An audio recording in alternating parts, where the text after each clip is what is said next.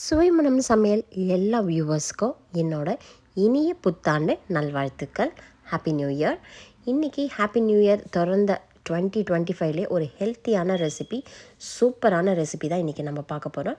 வாங்க எப்படி செய்யுதுன்னு பார்க்கலாம். இங்கே நான் வச்சுருக்க எல்லா கப்லேயுமே அரை கப்பு அளவு எடுத்திருக்கேன். எல்லாமே ஈக்குவல் குவான்டிட்டி தான். வெந்தயம் மட்டும் உங்களுக்கு 2 ஸ்பூன் அளவுக்கு எடுத்து வச்சுருக்கேன். அரை கப்பு இட்லி அரிசி, அரை கப்பு ராகி, அரை கப்பு சோளம், அரை கப்பு கம்பு, அரை கப்பு அளவுக்கு கினோவா எடுத்துக்கோங்க. அரை கப்பு அளவுக்கு நீங்கள் ஓட்ஸும் ஆட் பண்ணிக்கலாம், இல்லைனா பனிவரகு நான் ஆட் பண்ணியிருக்கேன்.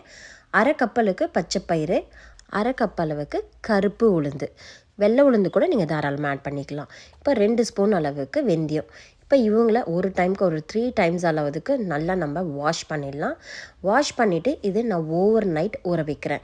நீங்கள் ஓவர் நைட் ஊற வச்சா இந்த இட்லி மாவை நம்ம ஃபர்மெண்டேஷன் பண்ண தேவையில்லை, அதாவது புளிக்க வைக்க தேவையே கிடையாது. நீங்கள் காலையில் இப்போது எழுந்த உடனே ஊற வச்சிங்கன்னா ஈவினிங் அரைச்சி கூட நீங்கள் பண்ணலாம். அட்லீஸ்ட் இது ஒரு 8 மணி நேரம் 9 மணி நேரம் அளவுக்கு ஊறணும். அதனால நான் எப்போவுமே நைட்டே ஊற வச்சுருவேன். மாவு அரைக்கிறது முடிஞ்ச அளவுக்கு கிரைண்டரில் அரைச்சிங்கன்னா நல்ல பஞ்சு மாதிரி இருக்கும் இந்த இட்லி.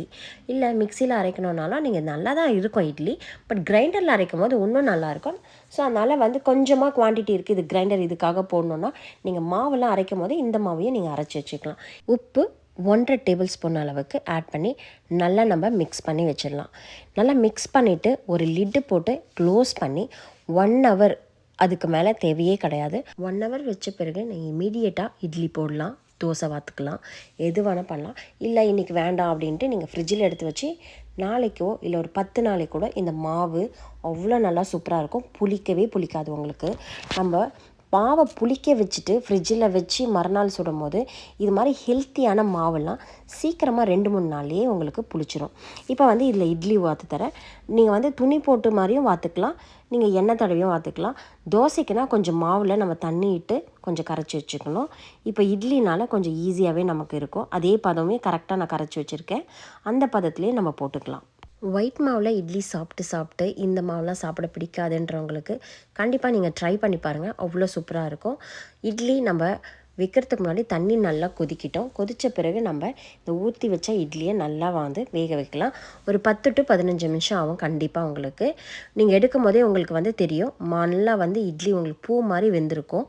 இந்த இட்லிக்கு சட்னி ரொம்ப சூப்பராக இருக்கும்னா கார சட்னிங்க, வெங்காய சட்னி வேறு லெவலில் இருக்கும். அண்ட் குடமிளகா சட்னியும் ரொம்ப நல்லா டேஸ்டியாக இருக்கும்.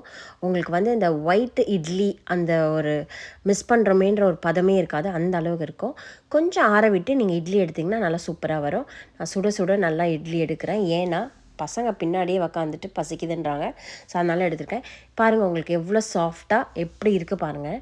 நான் இப்போல்லாம் குழந்தைங்களுக்கு முடிஞ்ச அளவுக்கு என்னால் வாரத்தில் ஒரு 2 நாள் இது மாதிரி ஹெல்த்தியான தோசையோ இல்லை இட்லியோ வாத்து கொடுத்துருவேன் கண்டிப்பாக.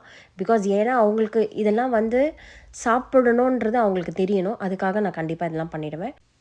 என்னென்னா எப்போவுமே இந்த ஸ்கூலுக்கு போகும்போது உங்களுக்கு வீக்லி ஒன்ஸ் கண்டிப்பாக ப்ரெட்டு போயிடுது, இல்லை பாஸ்தா போயிடும். ஸோ அதனால் அவங்களுக்காக இது மாதிரி நான் வீக்கெண்டு வீக் டேஸு இல்லை நைட் டைம் டின்னரு இதுக்கு மாதிரி ஹெல்த்தியாக நம்ம கொடுத்துருது. சட்னி பார்த்திங்கன்னா நான் குடமிளகா சட்னியும் அரைச்சிருக்கேன். குடமிளகா சட்னி ஆல்ரெடி உங்களுக்கு என்னோடய சேனல்லே இருக்குது, அதனால தான் நான் அகெயின் ரிப்பீட் பண்ணல. வெங்காய சட்னி எங்கள் மாமியாரோட ஃபேமஸ் சட்னி. இந்த சட்னி செம்ம டேஸ்ட்டாக இருக்கும். இட்லி இந்த எண்ணெய் போட்டுலாம் வாத்துறது என் ஹஸ்பண்டுக்கு அவ்வளோ பிடிக்காது, அவருக்கு துணி போட்டு நல்லாயிருக்கும். அதனால் துணிலையும் ஊற்றுனீங்கன்னு பார்த்தீங்கன்னா ஒட்டாமல் சூப்பராக பஞ்சு மாதிரி வேறு லெவலில் இருக்கும். நெக்ஸ்ட்டு சட்னி ரெசிபியும் பார்த்துக்கலாம். சின்ன வெங்காயம் ஒரு 10 to 15 சேர்த்துக்கோங்க. காஞ்ச மிளகா ஒரு 6 to 7, பச்சை மிளகா ஒரு 4, புளி, உப்பு, இவ்வளோ தான் இதோட ரெசிபியே. புளி பார்த்திங்கன்னா ஒரு சின்ன சைஸ் அளவுக்கு புளி சேர்த்துருக்கேன். உப்பு 1 டேபிள் ஸ்பூன் அளவுக்கு உப்பு. இதை ஒன்றும் பாதியமாக நம்ம அரைச்சி எடுத்துக்கணும். அரைக்கிறதுக்கு முன்னாடி இதில் 1 டேபிள் ஸ்பூன் இல்லை 1.5 டேபிள் ஸ்பூன் அளவுக்கு நல்லெண்ணெய் சேர்த்துக்கோங்க. சேர்த்துட்டு நல்லா கொரன்னு, அதாவது பல்ஸில் ஒரு 2-3 தடவை போட்டு எடுத்துக்கோங்க. இந்த சட்னி மோஸ்ட் ஆஃப் த வீட்டில் செய்வாங்க, பட் எங்கள் மாமியார் அம்மிக்கல்ல சூப்பராக அரைச்சி எனக்கு ஃபஸ்ட்டு கல்யாணம் ஆகிட்டு வந்திருக்கும் போதெல்லாம் இது கொடுத்த சட்னி. கடுகு, உளுத்தம்பருப்பு, காஞ்ச மிளகா, கருவேப்பிலை இதை போட்டு தாளித்து இந்த சட்னியில் மிக்ஸ் பண்ணி நல்லா சுட இட்லிக்கு இந்த சட்னியை வச்சு நீங்கள் சாப்பிட்டு பாருங்கள். வேறு லெவலில் இருக்கும். நான் டயட்டில் இருக்கேன், வெறும் மில்லட்ஸ் தான் சாப்பிட்றேன்னா இந்த ரெசிபி மறக்காமல் சேவ் பண்ணிக்கோங்க. கண்டிப்பாக உங்களுக்கு ஒர்க் அவுட் ஆகும். இந்த ரெசிபி எல்லாம் உங்களுக்கு பிடிச்சிருந்துச்சுன்னா மறக்காமல் எனக்கு அப்படி ஒரு லைக் பண்ணிவிடுங்க, ஷேர் பண்ணிவிடுங்க, கமெண்ட் செக்ஷனில் சொல்லிவிடுங்க. சப்ஸ்கிரைப் பண்ண மறந்துடாதீங்க. ஆரோக்கியமாக சாப்பிட்டு சந்தோஷமாக இருங்க. Thank you so much.